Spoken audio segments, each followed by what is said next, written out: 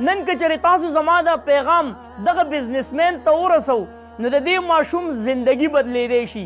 کم ماشوم ملګرو چې هغه په ډیرانونو باندې ګرځي او کچره راغونډوي، کباړ راغونډوي، یو شاپر کولاوی ملګرو او په هغې کې ګوري چېرې لږ غوندې کباړي چې زه خرڅ کم، هغه ماشوم له یو بوجۍ په لاس باندې ورځي.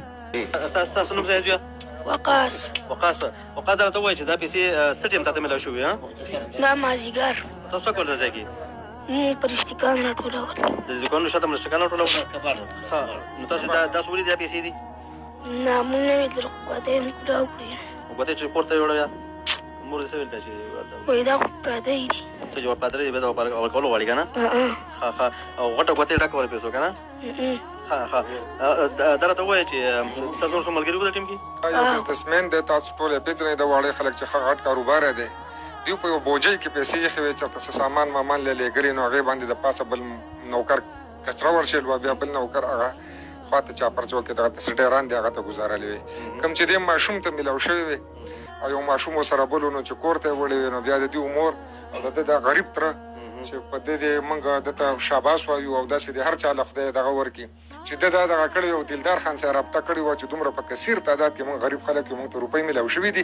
ته معلومات کوه تاڼې ته ویلي که داسې څوک صحیح راغی او صحیح نښې وویلې، دلدار خان ته هم دا نښې نه وې ویلې او صحیح نښې ویلې چې کثیر تعداد کې موږ ته روپۍ میلاو شوي دي. نو دلدار خان بیا دا د ده یو ورور دی مفتي دی او هغه د دا پیسې حلالې وې او دا ښه خلک دی. په واړۍ کې دا واقع شوي د ملګرو د سیټ کې د ماشوم تصویر تاسو ته ښکاري.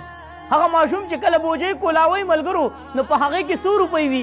61,60,60,000 دي که 50,000 روپۍ په هغه بوجۍ کې پرتې دي. د دې ماشوم ژوند بدلیدی هم شو، د دغه ډیران د زندګۍ نه بچ کېدی هم شو.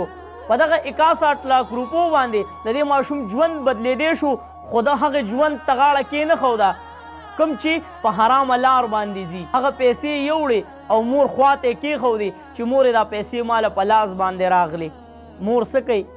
مور د بچي تربیت کړی دی، نو مور په خپله باندې هم حرام نه خوښوي. په دغه بچي باندې په ډیران کې کباړ راغونډوي، خو د دې بچي تربیت یې کړی دی.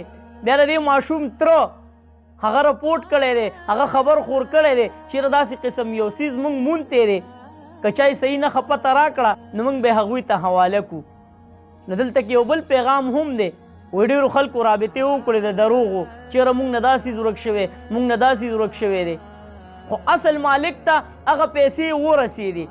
په تاڼه کې دغې ماشوم ته انعامات هم میلاو شو، خو زما دا پیغام دغه بزنسمین چې کوم د واړۍ زموږ مشر دی چې د هغه ماشاءالله دومره وس کېږي چېرې په بوجۍ کې پیسې ګرځئ، نو زه ورته وایم چې مینت درته کوو موږ نن پښتانه چې د دې ماشوم دا ژوند بچ که.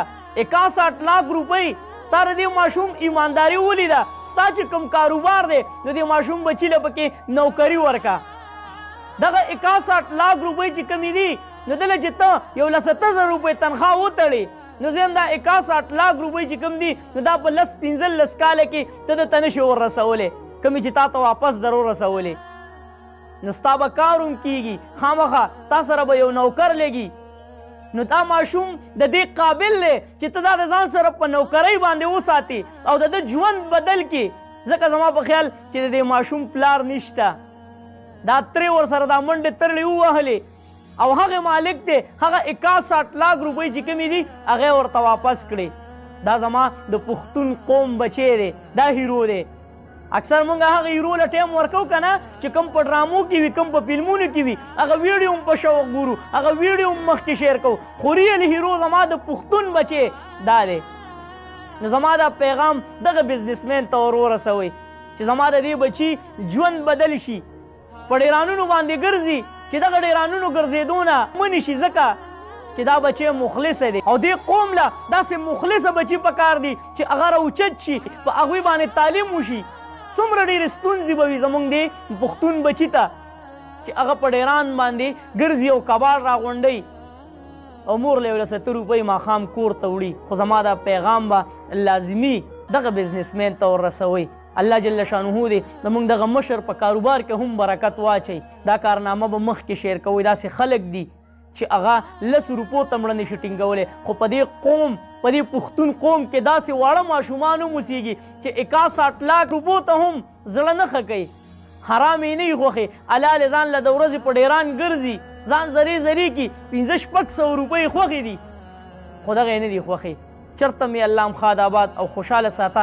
اخره کې وواس پاکستان زنده‌باد. زمونږ دغه پښتون بچی زنده‌باد، تل دې وي، آباد دې وي زمونږ وطن پاکستان دې وي او مسلمان دې وي. د لوی الله په امان.